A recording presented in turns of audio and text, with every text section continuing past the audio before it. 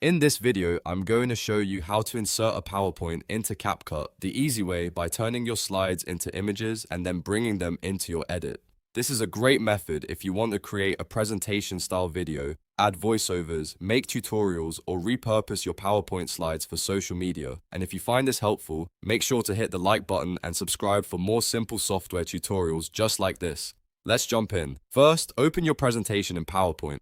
Before you can use it in CapCut, you need to export your slides as image files. To do that, go up to File, then click Export and choose Change File Type.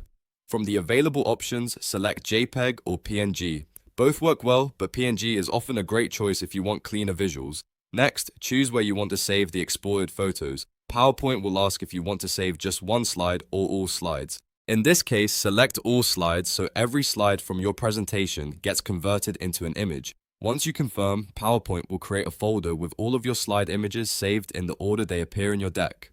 Now open CapCut and start a new project. This is where you'll build your video using the slides you just exported. Once your project opens, click Import. Then locate the folder where you saved your PowerPoint slide images, select them all, and bring them into CapCut. After the images are imported, drag them onto your timeline in the correct order. If the slides don't appear in sequence, simply rearrange them so the presentation flows properly from beginning to end. This step is important because it makes your final video look clean and organized. Once your slides are on the timeline, you can customize how long each one stays on screen. To do that, click and drag the edges of each image clip on the timeline. If you want a slide to stay longer, extend the clip. If you want it to move faster, shorten it.